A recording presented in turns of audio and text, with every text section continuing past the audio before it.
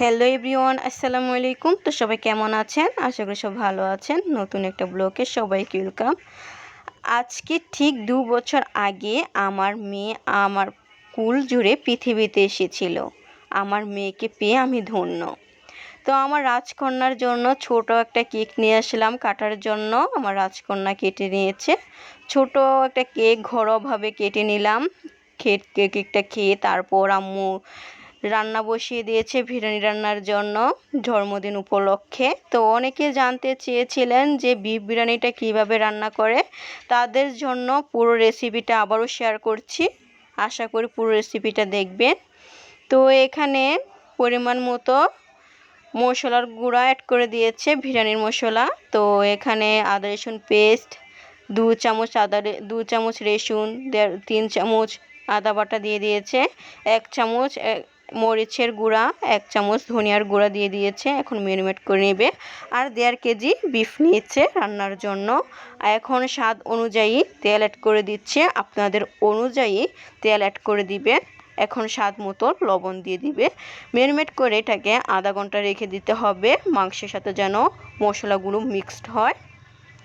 তো এখন আম্মু হাতের সাহায্যে ম্যারিনেট করে নিচ্ছে। হাতের সাহায্যে ম্যারিনেট করলে কষানোটা অনেক সুন্দর হয়, খেতে অসাধারণ লাগে। তাই আম্মু সব সময় হাতেই মেখে নেয়। তো দেখুন ম্যারিনেট হয়েছে। আর পাতিলে পরিমাণ মতো পেঁয়াজ কুচি দিয়ে পেঁয়াজটাকে ব্রাউন কালার করে নেবে।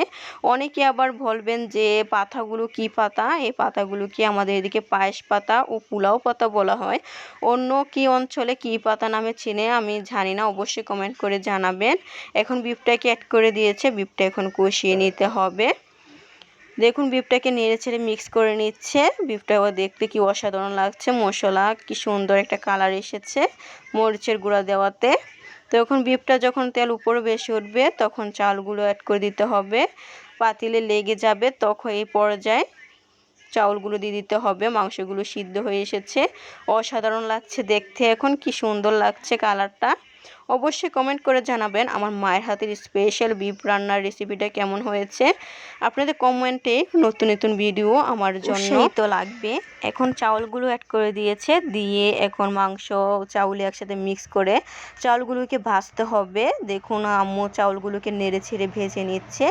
এক পর্যায়ে চাউলগুলো এখন ভাজা হয়ে এলে তারপর এখন মাংস পরিমাণ মতো ঝোল দিয়ে দিতে হবে, মানে পানি অ্যাড করে দিতে হবে। আধা কেজি একটা মগ নিয়েছে পানি দেওয়ার জন্য। 4 মগ পানি অ্যাড করে দিয়েছে। 1.5 কেজি বিফ আর 1 কেজি চাউলের জন্য 4 কেজি 2 লিটার পানি অ্যাড করে দিয়েছে। এখন সিদ্ধ হবে মাংসটা। আর চাউলটাকে সিদ্ধ করার জন্য এখন রেখে দিতে হবে। বলক চলে আসার পর একটু উঠিয়ে নেড়ে ছেড়ে দিতে হবে মাংসটা সিদ্ধ হওয়ার চাউলগুলো সিদ্ধ হওয়ার জন্য। দেখুন চাউলগুলো প্রায় সিদ্ধ হয়ে এসেছে। এখন নেড়ে ছেড়ে মিক্স করে দিতে হবে চাউলগুলো ভালোভাবে পারফেক্টভাবে সিদ্ধ হওয়ার জন্য। দেখুন কত সুন্দর লোভনীয় লাগছে, কি অসাধারণ একটা স্মেল আসছে, খেতে অসাধারণ ছিল। অবশ্যই কমেন্ট করে জানাবেন আমার মায়ের হাতে স্পেশাল বিফ বিরিয়ানিটার রেসিপিটা কেমন লেগেছে আপনাদের কাছে। অবশ্যই বাসায় ট্রাই করে দেখবেন এইভাবে, আপনাদের ওর কাছে অনেক ভালো লাগবে। তো নেড়ে ছেড়ে দিচ্ছে। নেড়ে ছেড়ে মিক্স করে হয়ে গেলে তারপর আবার ডেকে দিতে হবে। ডেকে দিয়ে কতক্ষণ পর পর এটাকে নেড়ে ছেড়ে দিতে হবে। এই যে নেড়ে ছেড়ে দেওয়ার পর দেখুন সিদ্ধ পারফেক্টভাবে মাংসগুলো কি সুন্দর নরম হয়েছে, খেতে অসাধারণ হয়েছে, অনেক মজা হয়েছে। অবশ্যই এইভাবে রান্না করে দেখবেন। আপনাদের রিকোয়েস্টে আমি এই রেসিপিটা আবারও শেয়ার করেছি। দেখুন কত লোভনীয় অসাধারণ লাগছে, খেতে অনেক মজা ছিল। কি আর বলবো, খেতে অনেক মজা ছিল বিফ বিরিয়ানি।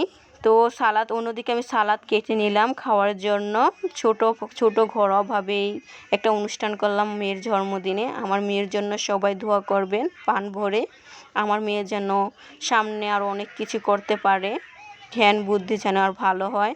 সবাই আমার মেয়ের জন্য বেশি বেশি করে দোয়া করবেন। আমার মেয়েকে নিয়ে যেন আমি সুন্দরভাবে থাকতে পারি। তো এখানে আমি একটা প্লেটে পরিবেশন করে নিলাম, এখন খেয়ে নেব।